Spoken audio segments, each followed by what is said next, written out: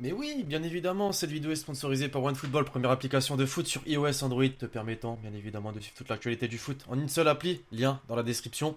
Nostalgie, nostalgie, j'espère que vous allez bien. Aujourd'hui l'équipe, nouvelle vidéo un petit peu particulière puisqu'il s'est passé un truc assez rare hier, ouais. Thierry Henry, Patrick Vieira, c'est quand même deux personnages emblématiques du football puisqu'ils ont joué ensemble en club, ils ont été adversaires en club et se retrouvent désormais depuis qu'ils sont entraîneurs pour la première fois, pas ensemble puisqu'ils ont été adversaires, mais quand même, quand il y a ce genre de nouveauté, je peux vous dire que là-dedans, il s'en passe des trucs. Donc aujourd'hui l'équipe, je me suis dit, reprenons cette série sur fond d'image, on parle de trucs insolites et oui, aujourd'hui c'est insolite puisqu'on va voir les joueurs qui ont été coéquipiers, mais également adversaires par la suite à leurs coéquipiers. Vraiment, quand tu regardes leur carrière, t'imagines et tu penses même qu'ils ont seulement été coéquipiers et pas forcément adversaire, et pourtant si. Je pense que je vais vous choquer avec pas mal de joueurs au cours de cette vidéo. Alors l'équipe, je compte sur vous, soyez présents avec le petit pouce bleu, très important pour faire avancer la série, puisqu'on la reprend. Et si je vois qu'elle marche, bah on continue, on reprend de plus belle, voilà, tu connais la suite. Do it like this.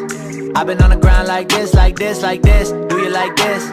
Alors je sais pas vous, mais moi rien que d'avoir dit Patrick Vieira, Thierry Henry, j'ai qu'une envie, c'est qu'on fasse référence à la Coupe du Monde 98, cette fameuse Coupe du Monde que la France a remportée pour la première fois de son histoire. Puisque vous allez peut-être pas y croire, mais pas mal de ces joueurs champions du monde ont certes été coéquipiers en sélection, même en club pour certains, mais ont bel et bien été adversaires. Commençons par Thierry Henry et Zinedine Zidane. Ah, sur cette image tu ressens l'ancienne saveur Ligue des Champions, notamment avec les sponsors sur les maillots, O2 pour Arsenal, Siemens pour le Real Madrid. Mais oui, bien sûr, ces deux joueurs ont été champions du monde ensemble, mais ont également été adversaires en club. C'était lors de la Ligue des Champions 2006, un 16e de finale entre le Real Madrid et Arsenal, qui s'est clôturé quand même par une victoire d'Arsenal à l'extérieur. Ouais, au Santiago Bernabéu avec un but de qui? De bien sûr Thierry Henry. Ah, c'est sûr que d'être supporter des Gunners en 2019, ça doit faire mal au cœur de voir ce genre de choses. Tout comme les supporters bordelais, oui, parce qu'à une époque, les Girondins de Bordeaux, les amis, étaient capables de sortir l'AC Milan de la Coupe UEFA. Coupe UEFA, t'as dit? Oui, parce que pour les plus jeunes qui regardent la vidéo, l'ancien nom de la Ligue Europa, c'était justement la Coupe UEFA. C'était donc à une époque à lointaine quand même, oui, parce que dites-vous que je n'étais même pas né. En 1996, Bordeaux reçoit l'AC Milan au Parc Lescure, stade Chabon-Delmas pour ceux qui préfèrent, pour les quarts de finale retour de la Coupe UEFA. Tu l'as dans le mille du côté de l'AC Milan. On retrouve Patrick Vieira et du côté des Girondins de Bordeaux, Zinedine Zidane. Et là où je vais vous choquer, c'est que le score final, 3-0 pour les Girondins de Bordeaux, qui ont réussi quand même à sortir l'AC Milan, déjà de Patrick Vieira, de Roberto Baggio, de George Weah, Franco Baresi ou encore Paolo Maldini. C'est fort, très fort même. Et pour la petite anecdote, puisque oui, j'aurais pu faire une vidéo entière sur ce match, à cette époque, du côté des Girondins de Bordeaux, il y avait forcément Zinedine Zidane, mais aussi Bixente Lizarazu ou encore Christophe Dugarry. Et de l'autre côté, Patrick Vieira, comme je l'ai dit, mais également Marcel Desailly. Comme quoi le destin fait bien les choses, 2 ans plus tard, ces 5 joueurs se retrouvaient en équipe de France pour remporter la Coupe du Monde pour la première fois de l'histoire de notre pays. Et puis restons avec Zizou qui, après avoir impressionné la planète foot entière de par ses performances, notamment chez les Girondins de Bordeaux, il rejoint l'Italie et plus particulièrement la Juventus Turin. En parallèle, son coéquipier bordelais, Christophe Dugarry, signe lui aussi en Italie, mais cette fois-ci à l'AC Milan, tu l'as dans le mille. Les deux se sont forcément affrontés en championnat et une nouvelle fois avant cette fameuse Coupe du Monde 98 pour ce match qui s'est effectué en 1997 et où Zidane a explosé, humilié,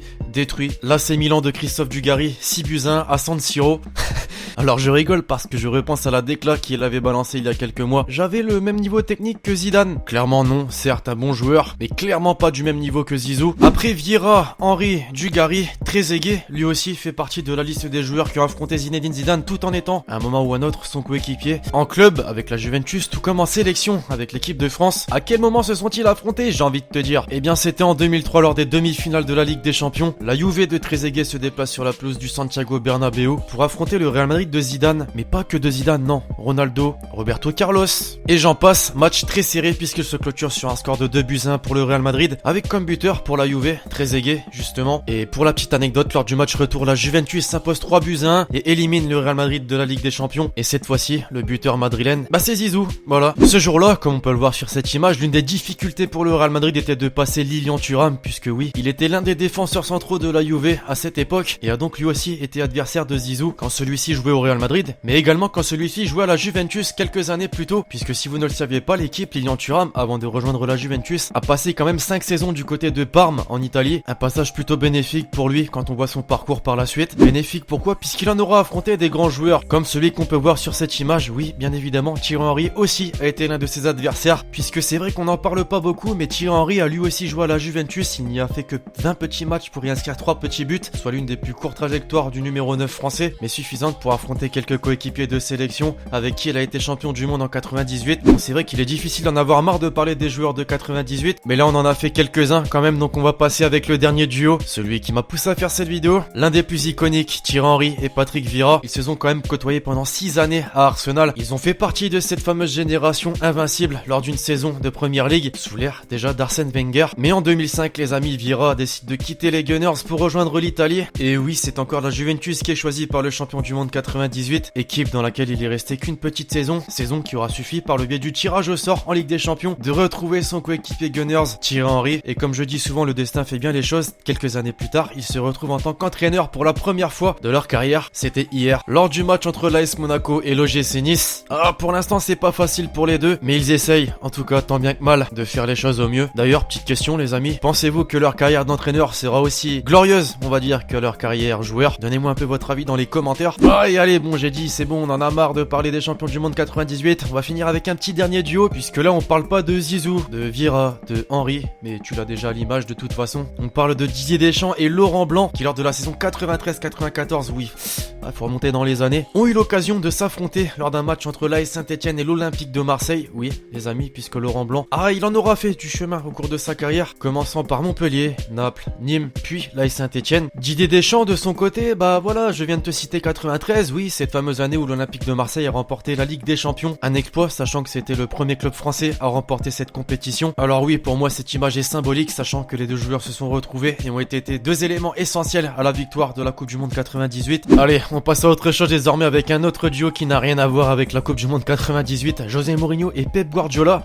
Quand je cite ces deux grands noms d'entraîneurs, on pense forcément à ces années Real Madrid, Barcelone, de folie. Concrètement les Xavi, Iniesta, Puyol, Messi aussi par exemple du Barça de Guardiola, ainsi que les Ronaldo, Sergio Ramos, Xabi Alonso, Ozil, Di Maria et j'en passe pour le Real Madrid de Mourinho.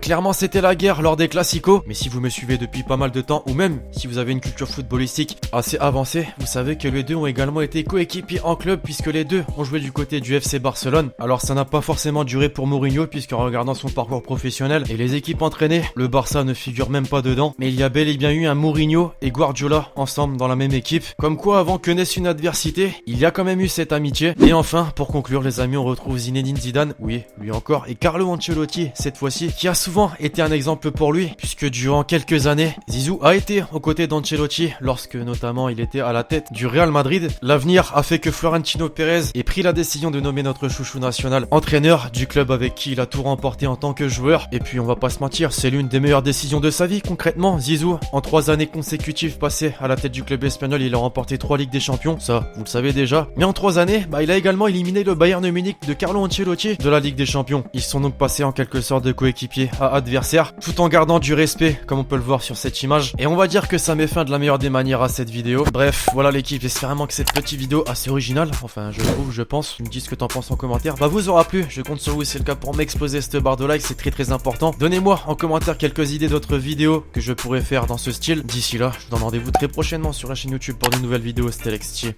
Ciao.